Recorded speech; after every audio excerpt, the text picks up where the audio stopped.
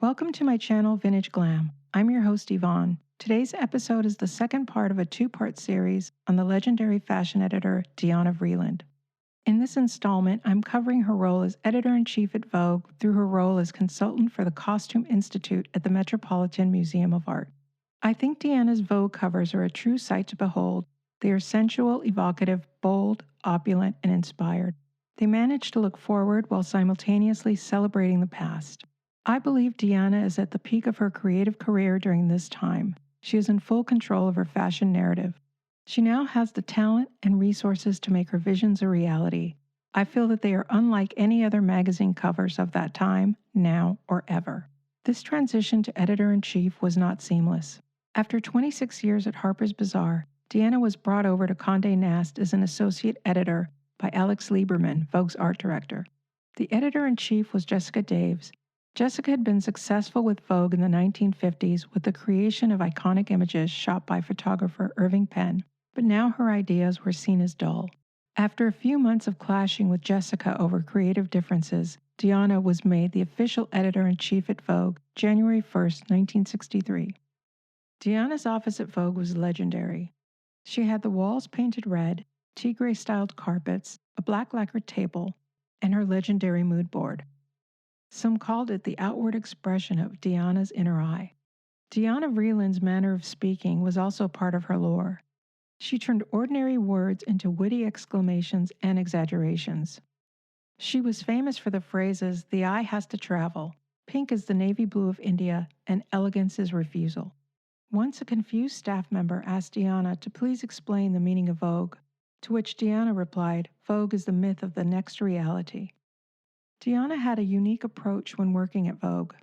She didn't hold traditional staff meetings, where editorial staff would learn what the direction of the upcoming issues would be.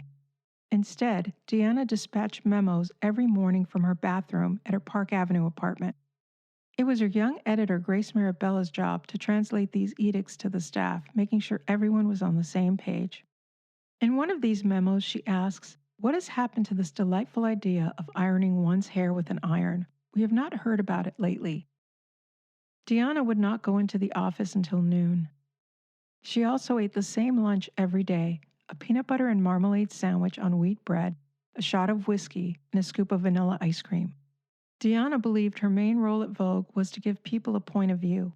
One way she did this was by changing the look of what she called the girl, the main character who drove the magazine's fashion narrative. Twiggy, who became known for her boyish figure, pixie haircut, and baby-like face. She epitomized the youthquake movement from London, which was having a major impact in the States. Marissa Berenson was often used in old-world glamour spreads and was a symbol of high society for the magazine. Lauren Hutton had a natural healthy look with a wide tooth gap. She had an approachable but sophisticated charm. In 1966, Diana's husband, Thomas Reed Vreeland, was ill with cancer and passed away. She was shattered and confided only in those closest to her. She held a private ceremony at home. Diana coped with her grief by working even harder. In October of that year, Diana would introduce the most expensive and dramatic fashion editorial in modern history. The Great Fur Caravan was based off the tales of Genji, shot by Richard Avedon and the hair styled by Ara Gallant. It combined exotic fantasies with cinematic storytelling. The shoot featured Verushka, wrapped in opulent furs, in an otherworldly narrative set in Japan. This was one of Diana's most daring fashion stories, costing $1 million. It's still one of the most expensive and extravagant editorials in Condé Nast history. As one of the most influential fashion editors of her time, Diana held tremendous power.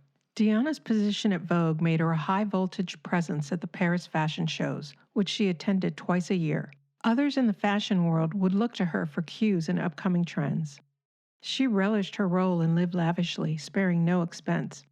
She is treated and behaves as if she is royalty, a true fashion aristocrat. She stayed at the five-star Hotel Crillon in Paris. She had multiple desks, phone lines, and furniture moved into her room. Diana and her assistants worked around the clock, championing the designer she believed in and reporting back the new trends and styles that would appear in forthcoming issues.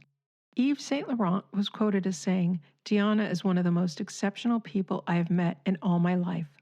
By 1970, American designers on 7th Avenue were unhappy with Diana's focus on European designers, while paying little to no attention to the American market. Vogue's revenues and circulation numbers also began to drop, and Diana continued to spend. The female liberation movement was also underway, and she ignored this new breed of woman who rejected fantasy, no longer wanting to identify themselves by clothes, instead being concerned with work.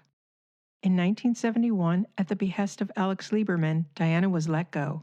Grace Mirabella replaced her as the new editor-in-chief. For the first time in Diana's life, she felt she was lost. Thomas was gone, and so was her career. However, this didn't last long. Her friends told her about a position available at the Metropolitan Museum of Art. At first, Diana was reluctant, but her friends felt that she was the only one who could bring the pizzazz and glamour to revive the dusty institution. Jacqueline Onassis, Mona Bismarck, Morella Angeli, and Babe Paley offered to cover a significant portion of the first year of her salary. Diana finally agreed, and at the age of 69 became the special consultant to the Costume Institute at the Met. Diana's first show was Balenciaga. For this to work, she had to make these exhibitions a spectacle. They had to be dynamic and experiential. Diana utilized theatrical lighting, perfume scents wafting through the air, music, and Swiss-made mannequins, which were abstract and unobtrusive. Halston also paid $15,000 for the restoration of the Balenciaga film. She added art pieces from the museum, incorporating them into the unconventional layouts to make these clothes come alive. The show was a critical and financial success. Attendance numbers jumped.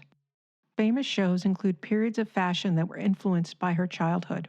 One of Diana's shows was called Inventive Clothes of the 10s, 20s, 30s, a time period when Diana came into her own as a young fashionista. She also created a show based on La Belle Epoque, a direct reference to her early childhood in Paris. Her time spent at the Russian dance school influenced her shows, dance, and the history of Russian costume. Here she is working with a young Andre Leon Talley. Diana helped him jumpstart his fashion career. Her show Hollywood Costume, Glamour, Glitter, and Romance featured this promo shot taken by Francesco Scavullo. Some of her other shows included Vanity Fair, American Women of Style, Man and the Horse, and Diaghilev. Imperial Style of the Habsburg Era, The 18th Century Woman. She also made a show about her close friend, Yves Saint Laurent. Under Diana's guidance, the Costume Institute became one of the foremost institutions in fashion history. Thematic shows were introduced, and hundreds of thousands of dollars in donations were generated for the Costume Institute. The Met Gala had been going since the 1940s, but became more glamorous and global when Diana arrived. The gala still continues under Anna Wintour and has become one of fashion's biggest nights. She worked until her passing in 1989. Her emphasis on beauty and the narrative power of clothing continues to influence fashion today. If you would like to see more, I recommend the documentary The Eye Has to Travel. You get a sense of Diana's essence and the impact she had on fashion and in the lives of people who knew her. I hope you enjoyed this episode. Thanks for watching. Please like and subscribe.